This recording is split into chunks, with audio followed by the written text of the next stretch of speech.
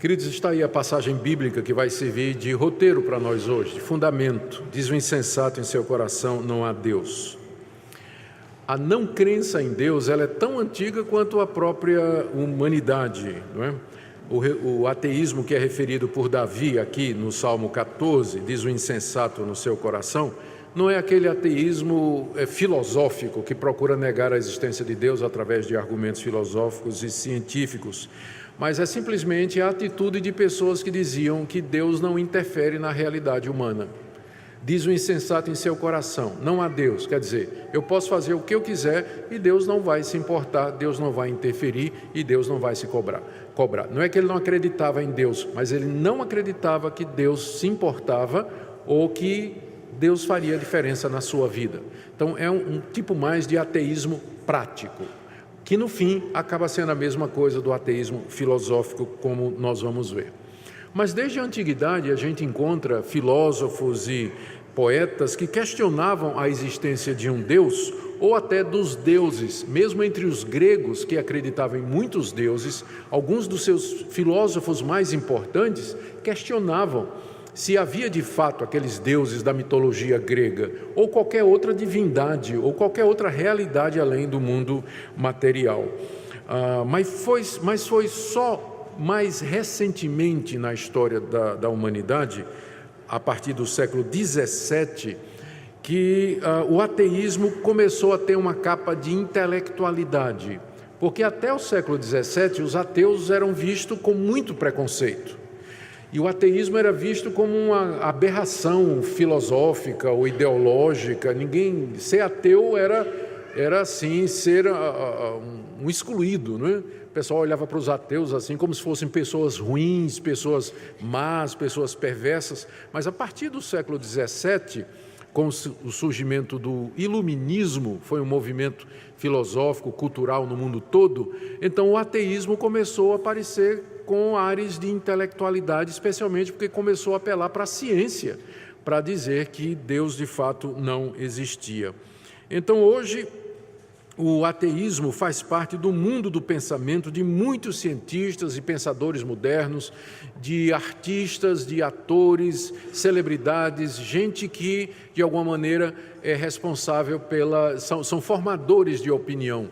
Eles conseguiram dominar a academia, as universidades. Então, o pensamento ateísta, nas suas mais variadas formas, ele está presente na nossa realidade e toda pessoa da nossa geração, especialmente os mais jovens, já de alguma forma se sentiram em contato com...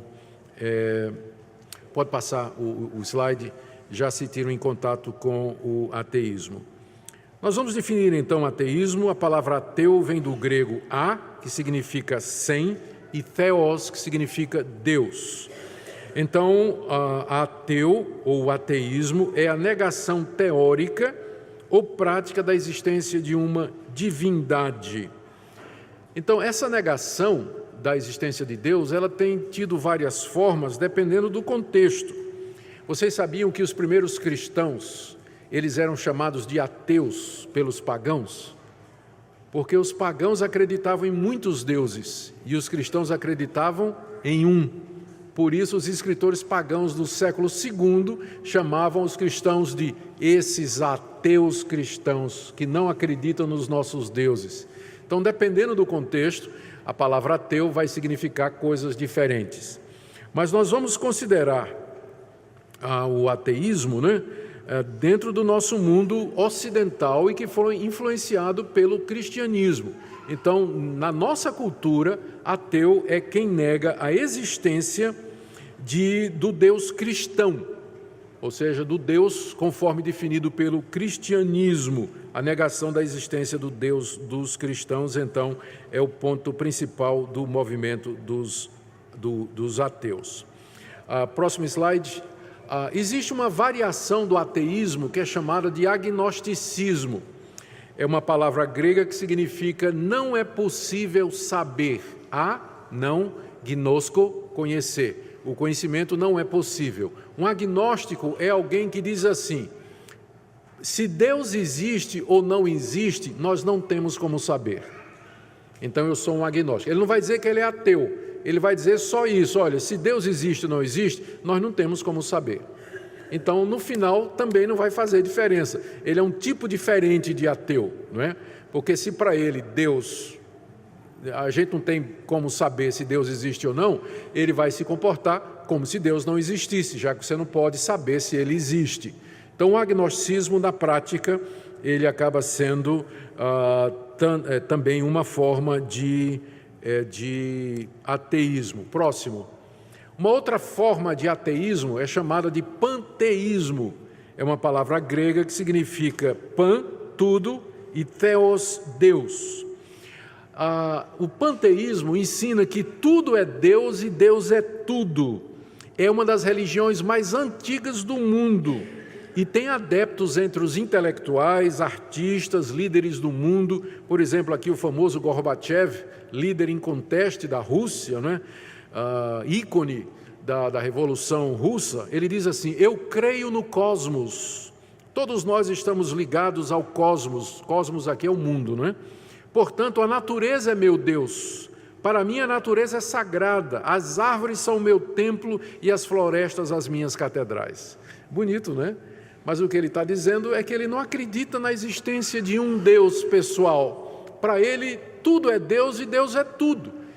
Ele acredita que a natureza é sagrada, que os animais são sagrados, as árvores são sagradas, como se existisse uma força cósmica que unisse todo esse tipo de coisa. O panteísmo ficou muito difundido através daquela série famosa. Eu era menino, criança, quando foi lançada pela primeira vez, Guerra nas Estrelas.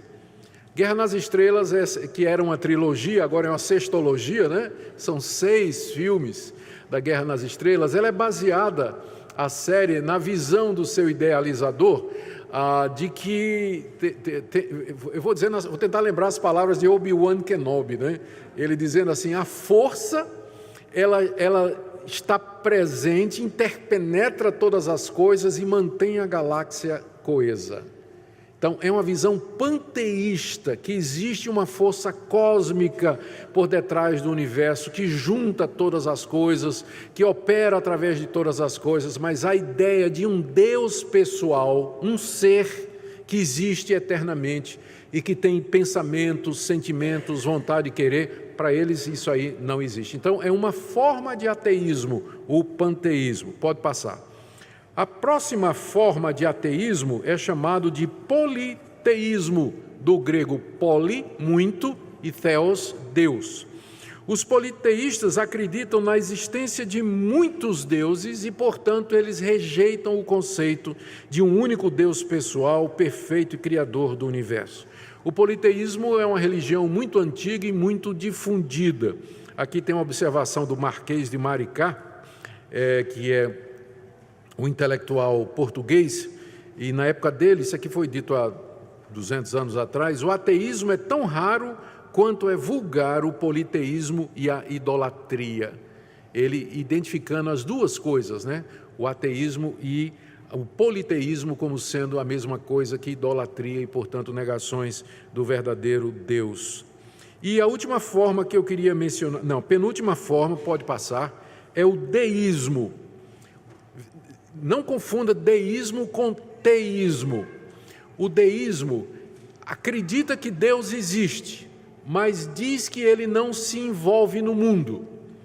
O deísmo é uma religião que surgiu no século XVII, na Inglaterra, quando os teólogos resolveram mais ou menos fazer um arrumadinho entre teologia e ciência, né, e chegar à conclusão, a tentar achar um cristianismo meio termo. Por um lado, eles não negam a existência de Deus, mas a ciência já explicou o mundo através de leis naturais.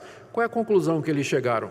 Que Deus criou o mundo como se fosse um relógio, deu corda e deixou o mundo funcionando sozinho. Tic-tac, tic-tac, tic-tac, tic-tac. Deus não precisa fazer mais nada. O mundo é um grande mecanismo que se autoalimenta e funciona através das suas leis naturais.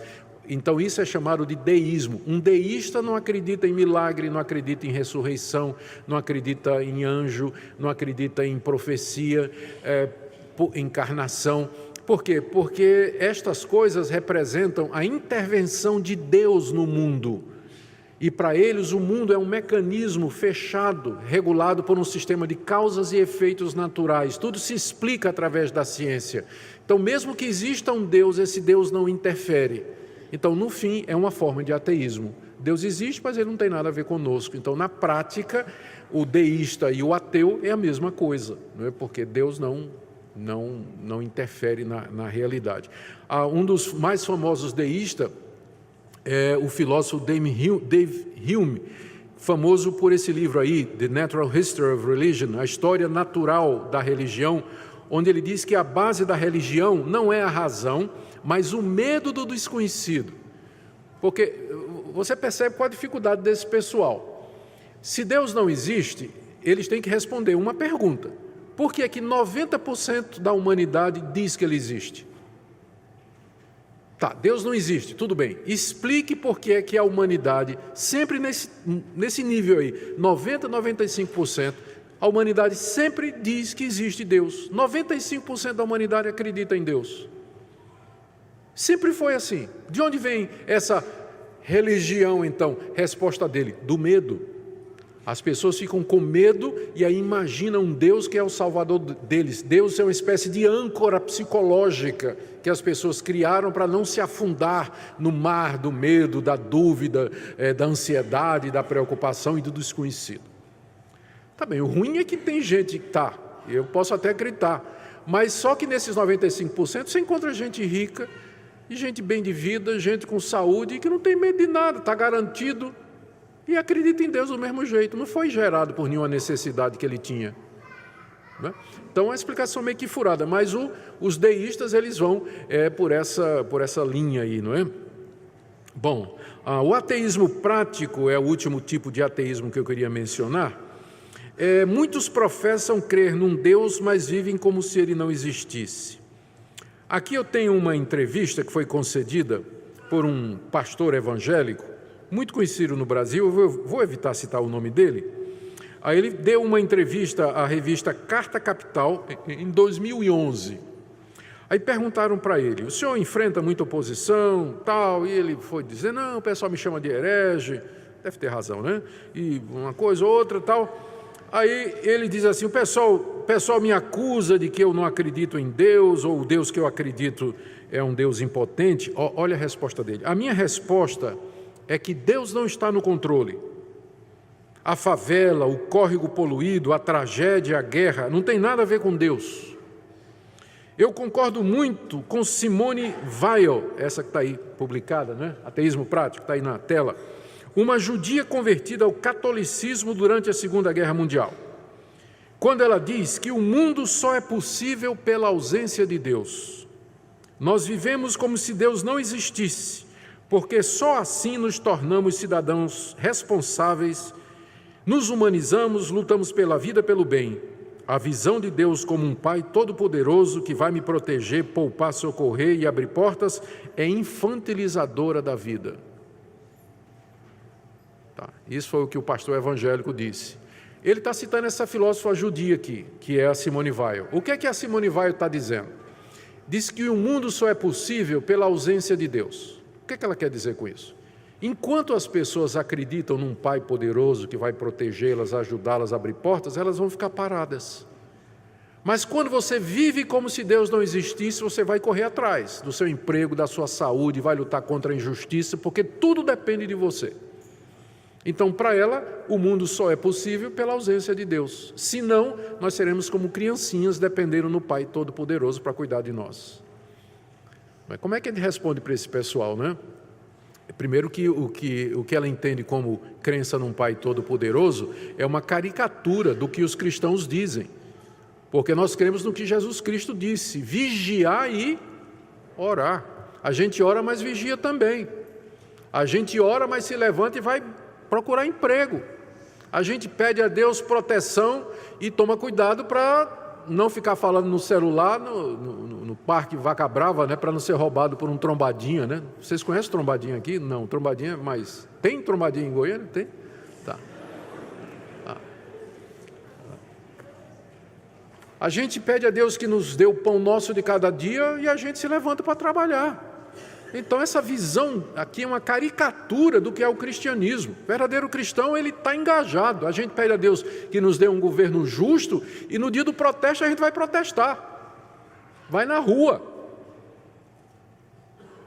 Então, é assim que eles fazem, né? Levantam uma caricatura do cristianismo e batem. Como nós vamos ver mais adiante, especialmente com esses modernos ateus. Bom, mas esse é mais um tipo de ateísmo. Pode passar aí. O ateísmo propriamente dito, né, nós já falamos aí, é a negação, então, da existência de uma divindade transcendente, perfeita, criador pessoal do universo, como afirmam os cristãos. Ateísmo na Bíblia, próximo slide. De acordo com a Bíblia, o ateísmo é uma tolice que tem raiz no coração depravado do homem. Salmo 14, verso 1, diz o insensato no seu coração, não a Deus. Também o Salmo 53, verso 1. É um esforço do homem negar o que a sua consciência diz, e aqui eu remeto vocês à série que eu estou pregando em Romanos capítulo 1, exatamente a respeito disso. Hoje à noite nós vamos continuar a exposição de Romanos 1, de como o homem rejeita e sufoca o conhecimento de Deus na consciência e na natureza. E lá no livro de Jó, capítulo 12, de 7 a 10, está dito o assunto: pergunte aos animais e até eles sabem que Deus existe. Aqui não é nada pejorativo contra quem não crê na Bíblia. Próximo slide, ateísmo no Brasil. A última pesquisa do Datafolha de 2013 sobre interesse religioso diz que o censo, veja a comparação aí, ó. O IBGE, em 2010, detectou que ateus e agnósticos no Brasil representam nem 1%. O pessoal que se diz ateu e agnóstico não é nem 1% da população brasileira. Mas o pessoal que diz que não tem religião é 8%. Em 2013, o Datafolha fez uma pesquisa semelhante e achou que ateus e agnósticos no Brasil é 1% e sem religião 7%. Então está mais ou menos a mesma coisa. Ou seja, 99% dos brasileiros dizem que acreditam em Deus. É claro que a pergunta é: que Deus, não é? Que Deus eles acreditam? Que Deus os brasileiros acreditam? Há muita confusão sobre Deus aqui no Brasil. Mas o Brasil não é um país ateu. Essa proporção nos Estados Unidos é muito maior, o número de ateus nos Estados Unidos. E na Europa nem se fala. Em alguns lugares já passou mais da metade da população, especialmente nos países como Noruega, Dinamarca e outros, cerca de metade da população ou mais não acredita em Deus. Mas no Brasil, esse número é 1%. Aqui tem uma palavra do presidente da Associação dos Ateus no Brasil, Daniel Sotomayor. Ele diz assim: não saberemos quantos efetivamente nós somos, porque muitos ateus têm medo de sair do armário. Porque no Brasil, ser ateu ainda é visto, né, como um negócio meio ruim, não é? Negócio meio ruim. E aí o pessoal identifica ateu como sendo uma pessoa má. Isso não é verdade, diga-se em justiça dos ateus. Há muitos ateus que são pessoas de bem, eu creio que, né, são pessoas de bem, são cidadãos normais, pessoas de bem que trabalham, têm seus empregos, né? Então essa ideia de associar o ateu com uma pessoa ruim, isso aí é um mito, não é? Isso não é verdade. Muitos ateus estão envolvidos em caridade, obra social, lutam por causas justas e assim por diante. Nós não devíamos identificar o ateísmo como sendo uma coisa ruim ou má. Bom, muito bem. Então, até aqui eu estava dando algumas explicações e definições a respeito do ateísmo. A pergunta é: se esse pessoal se o ateu ou se o ateísmo representa 1% da população brasileira, por que nós vamos nos preocupar com isso? Por que uma aula sobre isso? Porque esse 1% é muito ativo. E eles conseguiram disseminar a filosofia ateísta através de várias formas, pelos pensadores, formadores de opinião, artistas, celebridades, através de cinema, através da arte, através da música, através dos livros acadêmicos. Você vai encontrar esse pensamento em todo lugar, defendido por essa minoria. Um pouquinho agora de história. do ateísmo. E eu vou pedir paciência aqui para aqueles que vão ter alguma dificuldade de acompanhar. Os 3 ateus mais influentes do mundo são esses aí, Freud, Marx e Nietzsche. São os 3 ateus, são os 3 homens que mudaram a história do pensamento da nossa cultura, com as teorias deles, e todos eles eram ateus. Vou começar com o famoso Sigmund Freud. Nasceu em 1856, morreu em 1939, era um neurologista. Ele é o criador da psicanálise, um ramo da psicologia. Ele era judeu e ateu. A teoria de Freud com relação à origem da religião e da crença religiosa é a seguinte: a crença religiosa envolve a produção de um Deus cujos aspectos convenientes são enfatizados e cujos aspectos inconvenientes são minimizados ou inteiramente eliminados. Para ele, aqui são palavras dele, ele disse assim: não seria ótimo, pensamos, sem deixar que nós mesmos notemos, se houvesse um Pai Celestial para cuidar de nós, especialmente em face da morte? Não seria ótimo se esse Pai Celestial fosse um juiz rigoroso que punisse severamente os nossos inimigos? Então Freud ressuscita aquela teoria do David Hume de que religião é fruto da psicologia. Deus é uma produção do homem. O homem imagina um Deus que vai cuidar dele aqui nessa vida e depois da morte, e um Deus que vai punir os seus inimigos. Então era assim que ele dizia, que explicava como é que as pessoas acreditavam em Deus. É fruto somente da imaginação e da necessidade das pessoas. O pensamento de Freud, então, com sua explicação psicológica sobre a origem da religião, influenciou grandemente muitas áreas do pensamento, inclusive a psicologia, naturalmente, não é? O próximo é o Karl Marx. Marx é também alemão, judeu, foi economista, filósofo, historiador e jornalista. Ele é o fundador da doutrina comunista moderna e era ateu. Era ateu também. O Marx tem uma ideia interessante sobre por que as pessoas acreditam em Deus. Ele diz que Deus é o produto das classes dominantes. Imagina o seguinte: você é poderoso, rico, e você tem servos, você tem escravos, você tem gente debaixo da sua autoridade, e você oprime, e você se sente culpado. Como é que você faz para aliviar a sua consciência da culpa que você tem por tratar mal os seus subordinados? Você inventa um Deus, você cria um Deus que autoriza o domínio, um Deus que autoriza o domínio do forte sobre o fraco, um Deus que determina a escravidão como modo de vida, um Deus que é poderoso, que manda destruir outras nações, um Deus que é guerreiro, que manda o seu povo invadir terras, matar mulheres e crianças e tomar posse. Então, a classe dominante inventou Deus para poder justificar o que ela estava fazendo. E, além do mais, tem o seguinte: e como é que você faz para manter esse povo quietinho, esse povo que você domina? Você chega para eles e diz assim: olha, a sua recompensa não vai ser aqui, a sua recompensa vai ser depois da morte.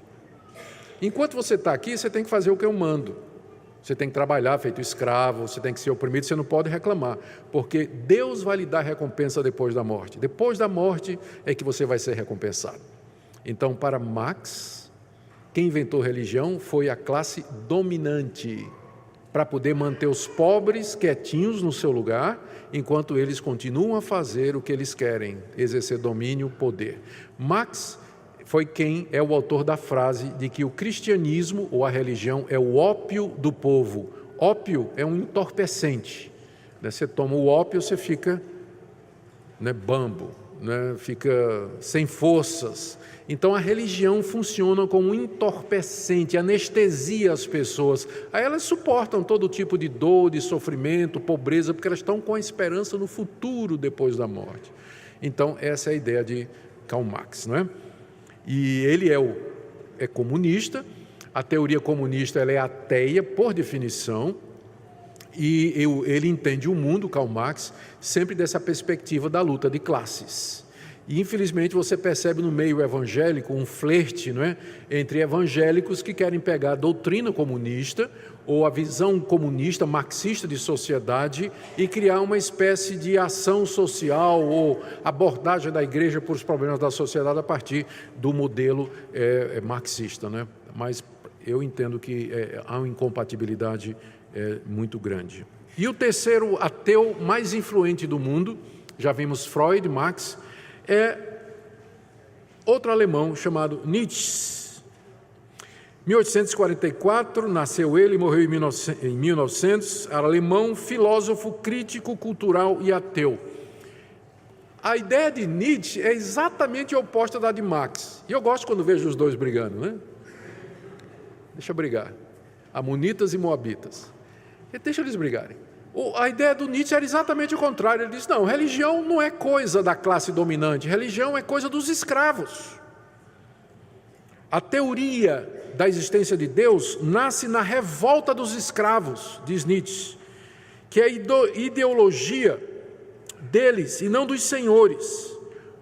O que leva os escravos a criar essa imagem de Deus? O ressentimento contra os seus senhores. Eles estão oprimidos, eles não têm como derrubar os seus patrões, não têm como destruir as autoridades, então eles imaginam nos seus sonhos um Deus que vai fazer tudo isso.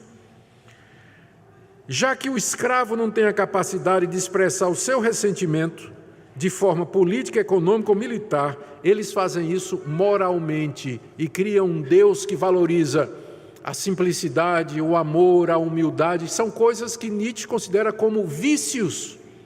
Para Nietzsche, virtude é força, domínio.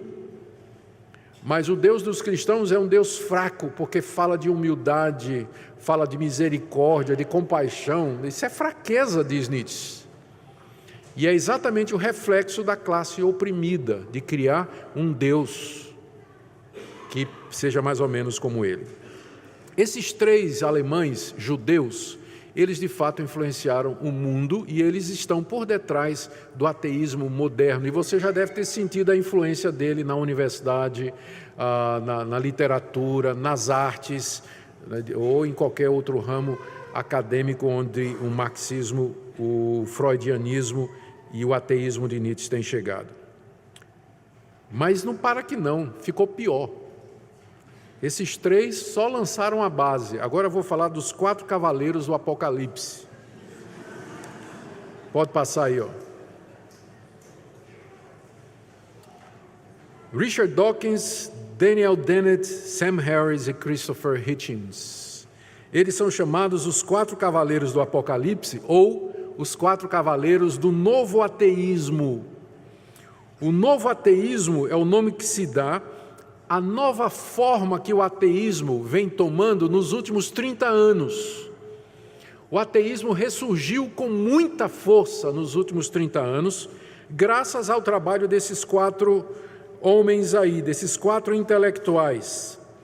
O Richard Dawkins, que está aí, é o primeiro do lado esquerdo, ele é um etologista britânico. Etologista é o que cuida do comportamento dos animais. Dos 4, ele é o mais conhecido, é o mais divulgado, que tem mais livros publicados, inclusive no Brasil, Richard Dawkins. Depois você tem o Daniel Dennett, ele é um filósofo norte-americano, extremamente influente, escreveu também contra cristianismo, contra Deus, contra a religião. Aí no meio você tem o Sam Harris, é um neurocientista americano, ele é menos conhecido, mas também muito virulento nos seus escritos. E do lado direito aí você tem o falecido jornalista anglo-americano Christopher Hitchens. Quando eu estava na chancelaria da Universidade Mackenzie, eu cheguei a ter contato com o Hitchens. Eu tinha convidado para vir ao Mackenzie para fazer um debate com John Lennox, que eu vou falar de John Lennox daqui a pouco. E ele estava para aceitar quando foi detectado com câncer na cabeça. E ele então cancelou todos os compromissos dele e morreu desse câncer. Inclusive, uma das coisas que ele disse, antes de morrer, é que se ele começasse a dizer que acreditava em Deus, era porque o câncer já tinha ruído o cérebro dele. Ele disse isso porque alguns ateus antes dele, na hora da morte, voltaram atrás, como Anthony Fleury, que é um conhecido ateu que se converteu, já velho, próximo da morte, ele voltou atrás e creu na existência de Deus, não é? Então, com medo de que isso acontecesse com ele, ele já foi dizendo isso. E ele morreu ateu mesmo, né? Negando a existência de Deus. Bom, está aí os 4 cavaleiros do novo ateísmo. O novo ateísmo, ele ataca de maneira virulenta as religiões, especialmente o cristianismo. Os ateus como Freud, Marx e Nietzsche que eu mencionei, eles tinham as posições dele, mas eles eram politicamente corretos. Eles não atacavam o cristianismo abertamente, não faziam propaganda do ateísmo, mas esses são o contrário, eles são extremamente ativos. E o alvo deles é destruir, de fato, a crença em Deus. E eles atacam não só os cristãos, mas os muçulmanos também e os judeus, porque essas 3 religiões acreditam na existência de um único Deus. Então eles atacam todos, mas especialmente o cristianismo. E eles apresentam o ateísmo de uma forma popular e atraente.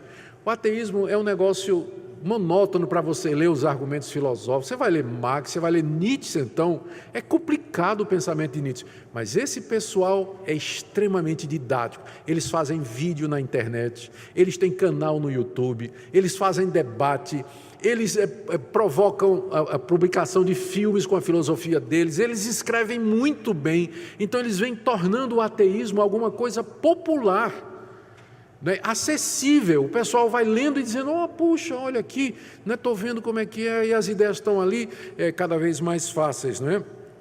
E eles fazem proselitismo. A gente não faz campanha para converter as pessoas, nós não fazemos campanha para as pessoas virem até nós e conhecerem a Cristo e se tornar cristãos, pois eles fazem grandes congressos do ateísmo e chamam os jovens para destruir a fé dos jovens e torná-los ateus. Eles são muito ativos na promoção do ateísmo, por isso que eles são chamados de neo-ateus.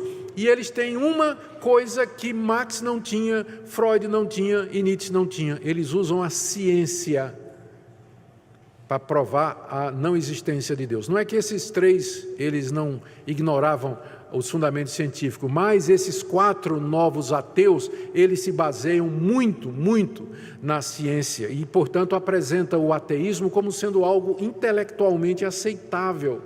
Não é? Já que a ciência é intelectualmente aceitável, então o ateísmo baseado na ciência também é.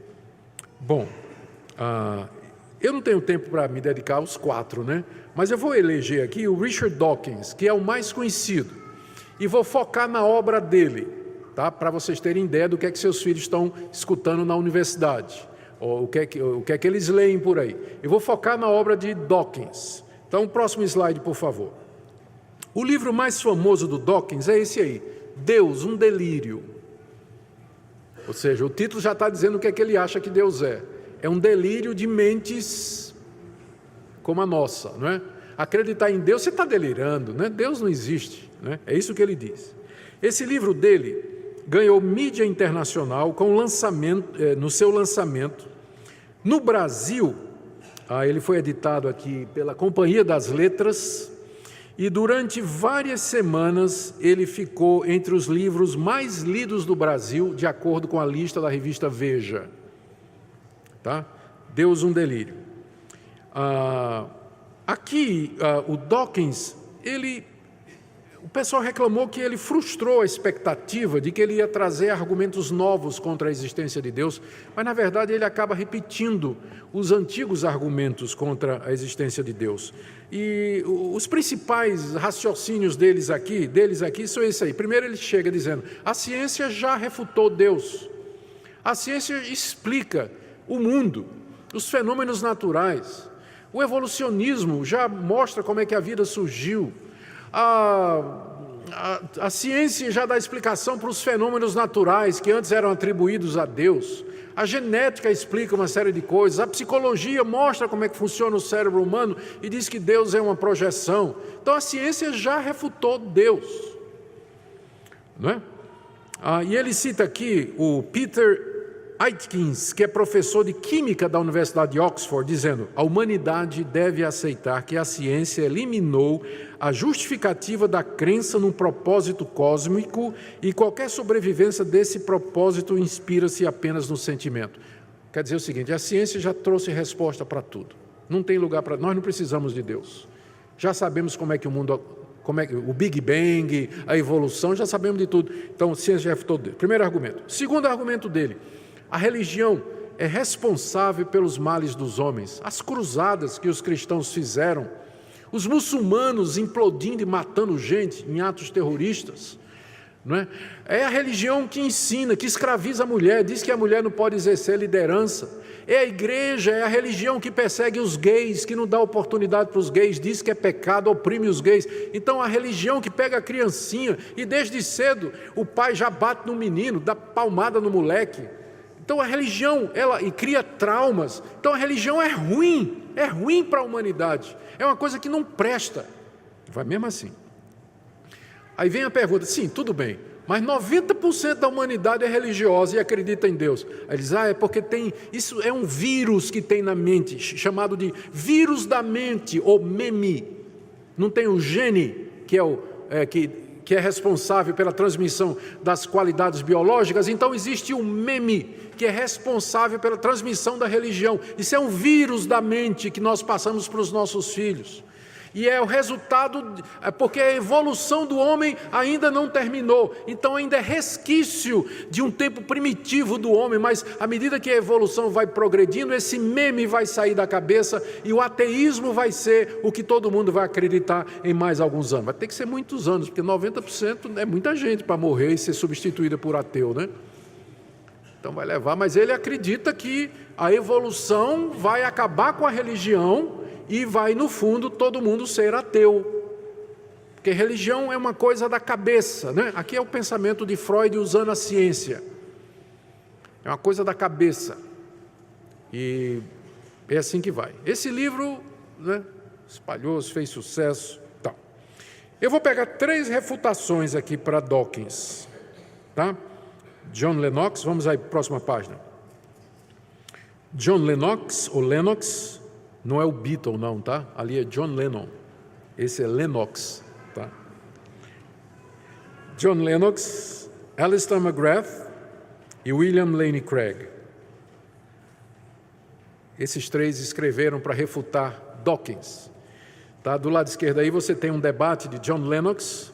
Esse era o que eu queria trazer. Lennox é um crente, ele é britânico, ele é professor de matemática em Oxford, não é fraco não, tá? Filósofo, e ele esteve aqui no Mackenzie fazendo palestras a respeito do ateísmo, e foi nessa ocasião que eu queria que o Hitchens viesse também, para ter um debate dos dois, não é? E não deu, mas o Lennox veio e ele escreveu um livro sensacional, que eu vou mostrar no próximo slide.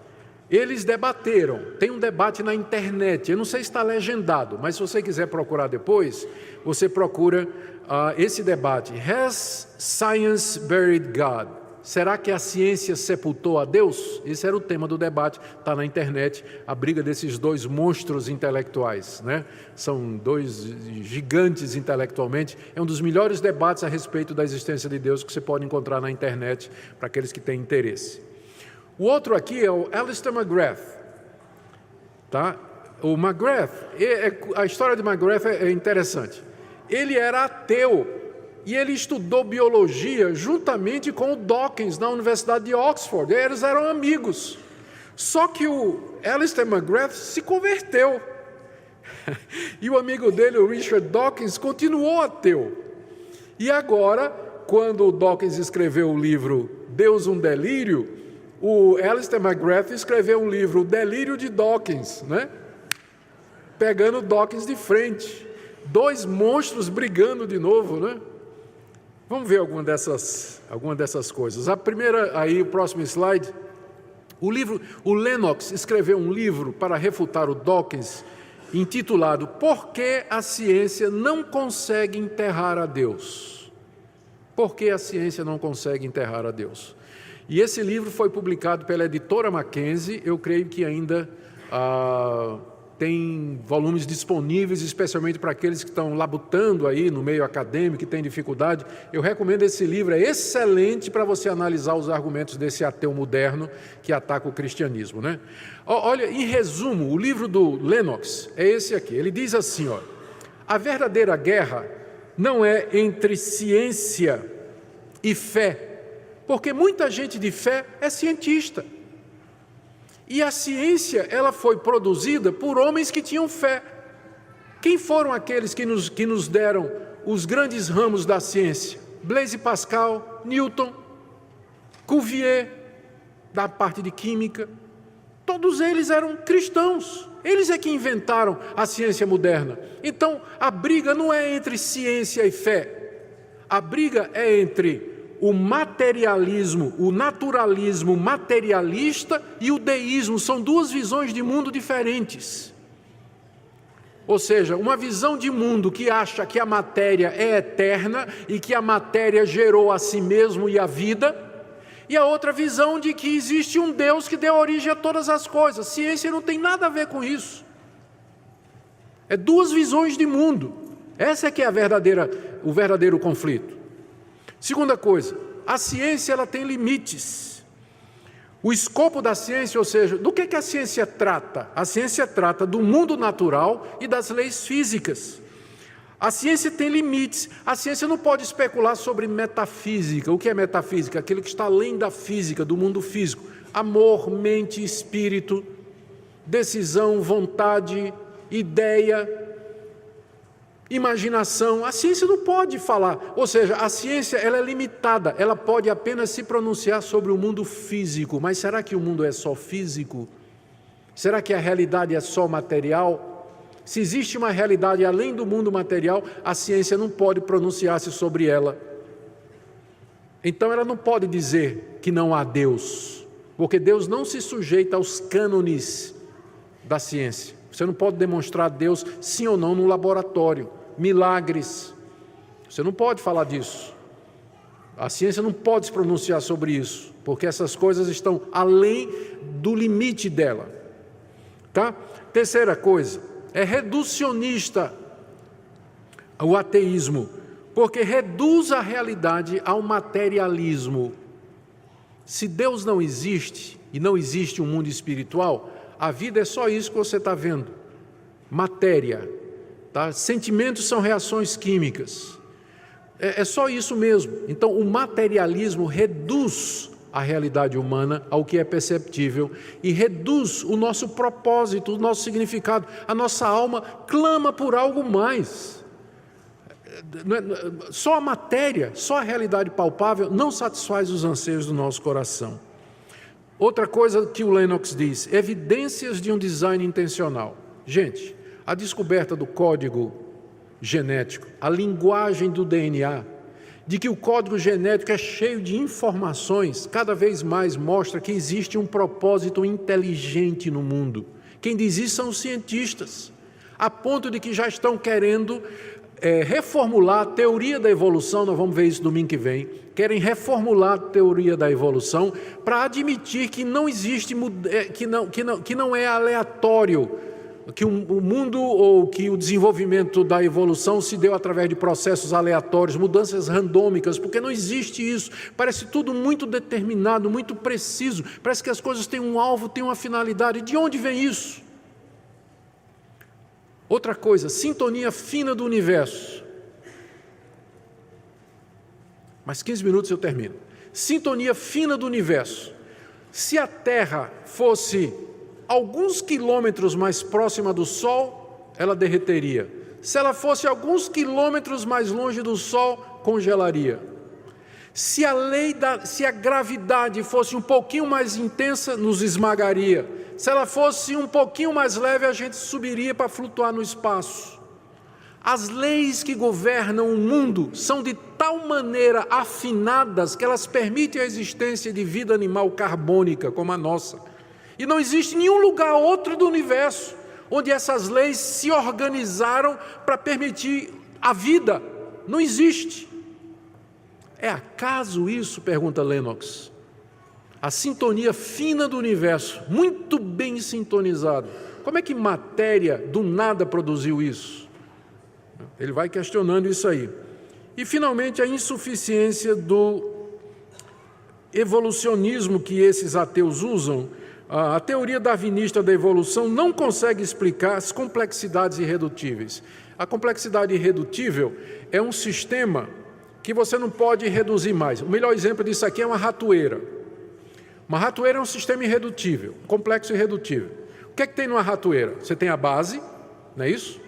Você tem a mola, você tem aquele pedacinho de arame que funciona como uma haste, você tem o ganchinho e você tem o lugar onde põe a isca. 5 elementos. Se você tirar um deles, a ratoeira não funciona. Ela só funciona se tiver os 5. É chamada, então, de uma complexidade irredutível. Você não pode reduzir o número de elementos porque ela deixa de funcionar. Quer uma complexidade irredutível no mundo biológico? O motorzinho da célula. A nossa célula tem uma hélice que faz com que ela nade, feito um motor de lancha, composta de 40 peças. Se você tirar uma delas, o motorzinho não funciona. Agora pergunta, como é que a evolução produziu isso aqui? Se a teoria da evolução diz que se a evolução funciona assim, se uma coisa funciona, ela evolui e vai melhorando. Se não funciona, a evolução descarta. É a sobrevivência do mais esperto, não é? Então, como é que esse motorzinho chegou a se constituir? Porque se ele tiver uma peça, como é que ele chegou às 40 peças? Porque quando era 2 peças não servia para nada, devia ter sido descartado. Quando tinha 5 peças também não servia para nada, devia ter sido descartado. Quando tinha 30 peças também não funcionava, devia ter sido descartado. Só funciona com as 40 peças. Como é que chegou até lá? É a chamada complexidade irredutível. E o mundo biológico, orgânico, está cheio de complexidades dessa natureza. De onde é que eles vieram? Como é que eles surgiram? Né? Então, o Lennox, que é craque nisso aí, ele explica. Deixa eu correr. McGrath, o delírio de Dawkins. Ele refuta dizendo: ciência e ateísmo não são sinônimos, muitos cientistas de renome são teístas, não há evidência científica de que tem o gene religioso. É fácil Dawkins chegar e dizer: religião é um meme que tem na cabeça. Prove. Vamos lá, você não gosta de ciência? Prove aí, cadê? Identifique aí na hélice do DNA onde é que está o gene responsável pela religião. Não tem. O Deus que Dawkins retrata não existe, é uma caricatura. Olha como Dawkins se refere a Deus. Ele diz que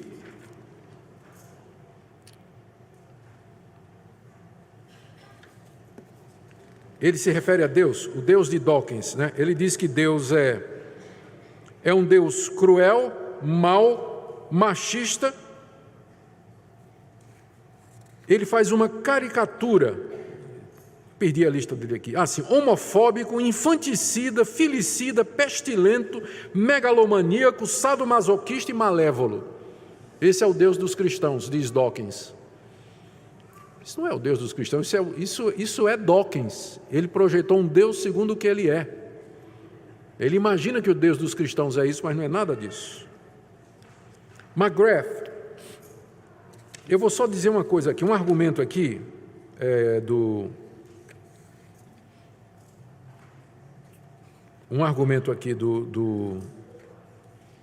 Dawkins foi que a religião é má porque ela promoveu guerra. E as guerras religiosas mataram milhões de pessoas. Só que Dawkins esquece, quem lembra aqui, é o último ponto aí do slide, McGrath, no livro diz assim, o Dawkins esquece de que os regimes ateus e socialistas mataram muito mais gente do que a religião teria matado. As famosas cruzadas que o pessoal fala, que aconteceu na Idade Média, matou cerca de 40 mil pessoas. Lamentável que, em nome de Deus, tenham feito isso. Mas a gente não considera aquilo ali como sendo cristianismo. Na Idade Média era uma deturpação do cristianismo. A gente não considera aquilo como cristianismo. Mas eles dizem que é. Em nome de Deus, mataram 40 mil pessoas. Aqui, alguns números para vocês. Pol Pot, aquele ditador do Camboja, ateu, matou 3 milhões de compatriotas em nome do socialismo, no Camboja. tá? Ateu, regime ateu. Lenin, na União Soviética, matou 10 a 15 milhões de russos na tentativa de erradicar a fé e a religião. Coreia do Norte tem matado milhões de coreanos, é um regime ateu. A China ateísta matou milhões de cristãos. Quem é que é ruim para a humanidade? Religião ou ateísmo? Quem foram os regimes que mataram dissidentes aos milhares? Regimes ateístas e socialistas. Eles é que fizeram isso. Então Dawkins esquece convenientemente desse detalhe da história, não é? Detalhe da história. Próximo. Ironia. Hitchens tem um irmão que virou crente. Hitchens é aquele que morreu, né? Com câncer na cabeça. O nome dele é Peter. E ele escreveu esse livro, olha. O título do livro está aí, ó. Como o ateísmo me levou à fé. O ódio contra Deus. Peter Hitchens. Peter e Christopher nasceram na Inglaterra, filhos de pais crentes da Igreja Episcopal. Aos 14 anos, os dois se declararam ateus e queimaram a Bíblia no quintal de casa, como sinal da libertação. Somos ateus, queimaram a Bíblia no quintal de casa. Os dois se tornaram jornalistas. O Christopher ficou na Inglaterra e dedicou-se a combater o cristianismo, e o Peter se tornou correspondente de guerra. Ele foi para a Rússia, e lá ele viu o regime russo ateu, a maneira como as pessoas eram tratadas ali. Aquilo bateu muito no coração dele. Foi cobrir a guerra no Iraque, e ele viu a miséria do regime iraquiano ali. Ele voltou muito abalado para a Inglaterra. E um dia, visitando a França, junto com a namorada, ele entrou numa capela onde tinha um retrato do inferno de Dante, uma pintura do inferno de Dante, em que as almas estavam sendo conduzidas ao inferno para a condenação. Alguma coisa aconteceu que ele ficou com medo. Ele voltou para casa, voltou para a igreja anglicana. A namorada dele, que era marxista e ateia, se converteu também, e os dois hoje frequentam a igreja anglicana na Inglaterra. É melhor você se converter com medo do fogo do inferno do que não se converter de maneira nenhuma. Mas foi o que aconteceu com Peter Hitchens, e aí ele escreveu esse livro para combater o irmão dele. Né? Para combater o irmão dele. Bom, William Lane Craig, teólogo e filósofo analítico estadunidense, conhecido por seu trabalho na filosofia da religião, é o mais popular defensor do cristianismo hoje contra os ateus. Você procura na internet os vídeos do Lane Craig. Ele esteve aqui, tivemos o privilégio de trazê-lo também quando eu estava no Mackenzie. Ele veio dar palestras no Mackenzie e ele tem vindo outras vezes no Brasil para falar contra o ateísmo. Você procura, você vai achar na internet. Terminando, atitude do crente diante do ateu. Ore sempre pedindo sabedoria para responder. Dependendo do nível, porque tem ateu que é ateu e à toa, né? Ele não sabe nem porque é ateu, ele só não quer que Deus exista. Mas tem ateu que leu esse pessoal aqui, que conhece todos os argumentos do Dawkins, do Hitchens, de Freud, de Marx. Tem ateu que está preparado para enfrentar o cristão mesmo, né? Então peça a Deus sabedoria. Se você está num ambiente onde há ateísmo, peça a Deus sabedoria e procure ter respostas razoáveis aos argumentos dessas pessoas. Existe material, tem literatura, há livros publicados, folhetos, na internet tem muita coisa, tem debate, então você se prepara, porque o embate não vai ser fácil. E lembre finalmente que só Deus pode iluminar o entendimento das pessoas. Há ateus que se tornaram cristãos, gente que cresceu achando que era ateu, negando a existência de Deus, mas depois de um tempo eles se voltaram para Cristo, mas isso somente pela graça e a misericórdia de Deus. E lembrem que o fato de uma pessoa não acreditar em Deus não quer dizer que ela é uma pessoa ruim. Vamos parar com esse estigma, né, com os ateus, porque não é justo. Tem muitos ateus que estão envolvidos em causas nobres, defendendo coisas boas para a sociedade, então não vamos ter esse estigma, não é? Mas são pessoas que precisam ser convencidas a respeito da existência de Deus, e nós sabemos que, em última análise, se Deus não agir, elas não serão convencidas. Eu vou orar com vocês. Ó Deus, poder crer em Ti é um privilégio. Te damos graças porque nós temos homens e mulheres que o Senhor levantou para defender a fé cristã, para mostrar quão justo, razoável, evidente, claro, natural, próprio é a crença no Criador, que existe desde toda a eternidade e que a alternativa da matéria eterna que se gerou a si mesma não faz sentido. Deus, nos ajuda a ficar firmes em Ti e na Tua revelação em Cristo Jesus, em nome de quem nós oramos. Amém.